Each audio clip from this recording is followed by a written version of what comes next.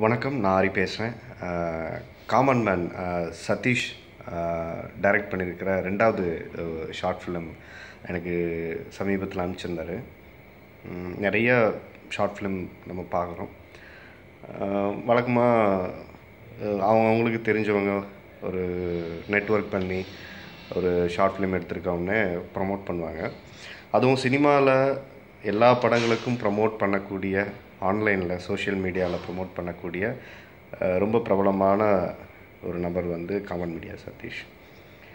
அப்படி எல்லா செலிப்ரிட்டியும் ஈஸியாக ஒரு அக்சஸ் பண்ணி அவர் எடுத்த படத்தை ப்ரமோட் பண்ணுங்கள், இந்த மாதிரி ஒரு படம் பண்ணியிருக்கேன், எனக்கு விஷ் பண்ணுங்கள் அப்படின்னு சொல்லும்போது அட்லீஸ்ட் ஒரு மரியாதை நிமித்தமாவது எல்லோரும் அதை பண்ணுவாங்க.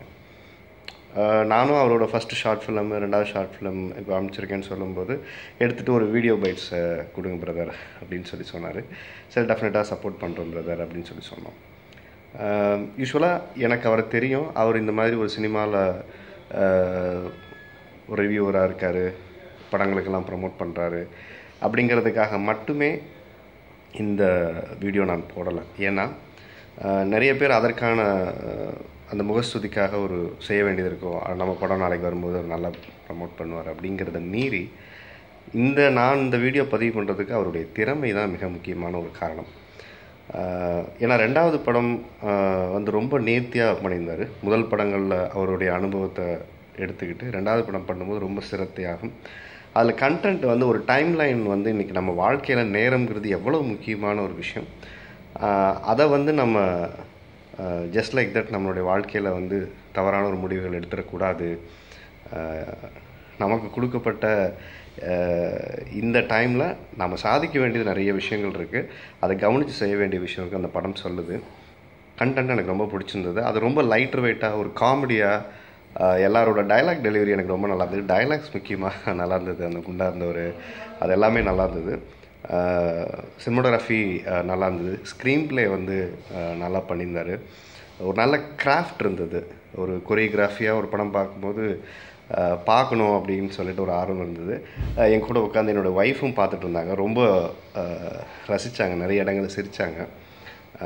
எனக்கு தெரிஞ்சு சமீபத்தில் நான் நிறைய ஷார்ட் ஃபிலிம்ஸ் பார்த்துருக்கேன்.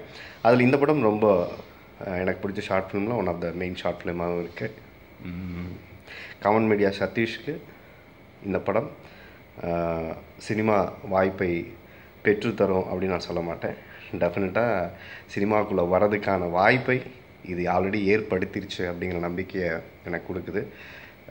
தமிழ் சினிமாவுக்கு ஒரு நல்ல இயக்குனர் வரப்போகிறாரு அப்படிங்கிற நம்பிக்கையை இந்த படம் கொடுக்குது. சீக்கிரம் நிறைய நல்ல படங்களை நீங்கள் டைரக்ட் பண்ணணும் சதீஷ். அதே மாதிரி ஒவ்வொரு படமும் தரமான படமாகவும் நீங்கள் கொடுக்கணும். நிறைய படங்கள் இன்றைக்கி வருது. அதில் உங்கள் படம் ஒரு தனி முத்திரையோடு வரணும். அதற்காக நீங்கள் நிறைய உழைக்கணும். நாங்கள் உங்களுக்கு சப்போர்ட் பண்ணுறதுக்கு நாங்கள் எல்லாமே இருக்கிறோம். ஸோ தமிழ் சினிமாவும் உங்களை கரம் நீட்டி தூக்கி விடுறதுக்காக ரெடி ஆயிடுச்சு. So looking forward your future film. And இந்த என்டையர் டீமுக்கு என்னுடைய வாழ்த்துக்கள். ஸோ சீக்கிரம் படம் டைரக்ட் பண்ணுங்கள். நாங்கள் நடிக்க ரெடியாக இருக்கோம். நன்றி.